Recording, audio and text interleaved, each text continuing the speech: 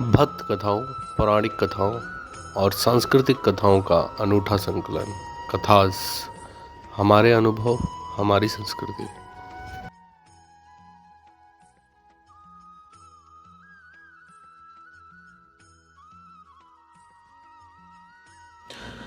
नमस्कार दोस्तों, मैं अजय बरसाना आप लोगों के बीच में फिर दोबारा कथास चैनल पर एक सुंदर कथा के साथ।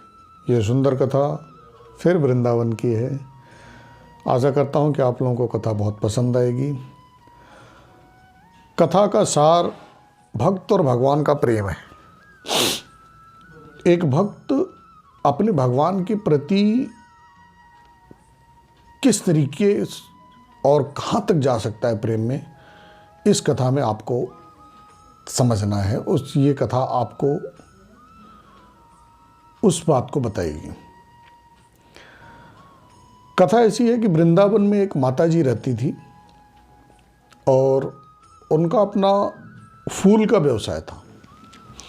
वो माला बेचती थी, लेकिन वो बिहारी जी से बहुत प्रेम करती थी। बिहारी जी के प्रति उनकी बड़ी श्रद्धा थी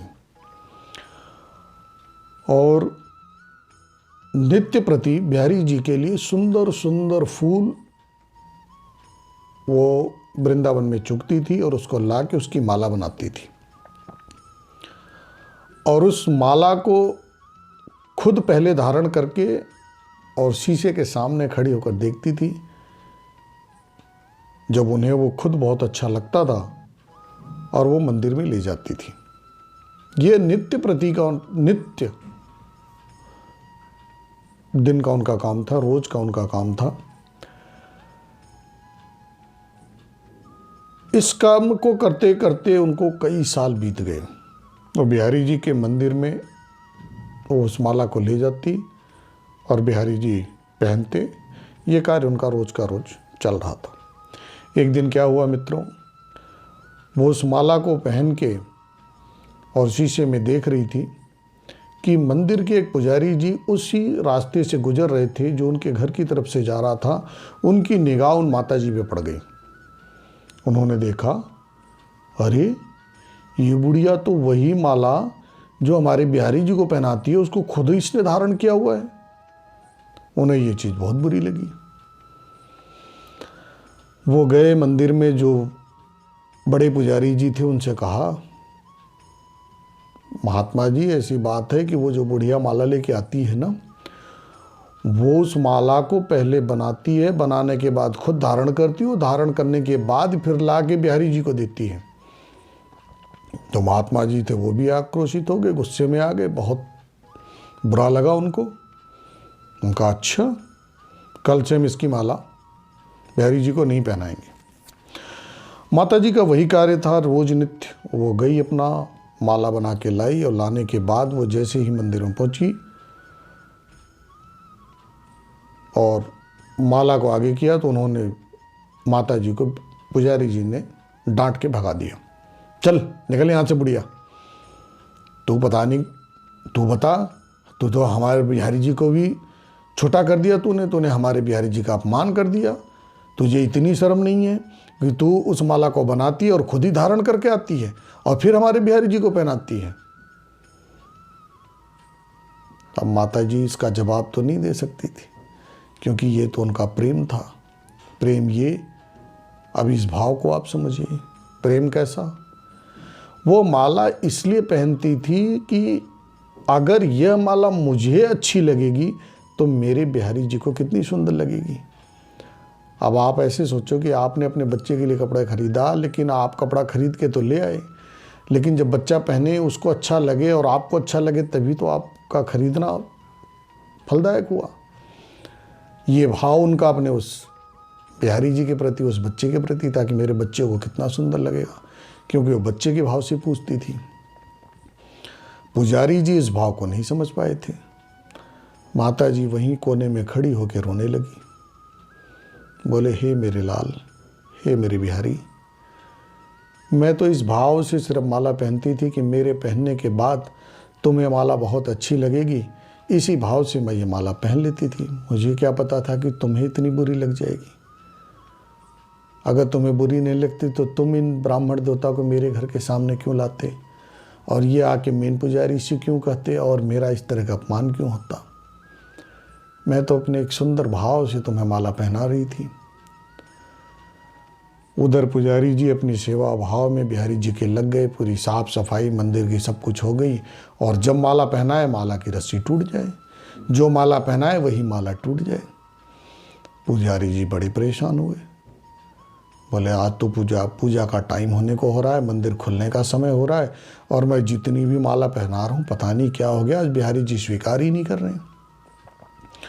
बहुत देर हो गई, बहुत सारी मालाएं उन्होंने मंगाई, वृंदावन के कई मंदिरों से बहुत सारी मालाएं आएगी और सब मालाएं टूट गई। अब पुजारी जी बहुत परेशान।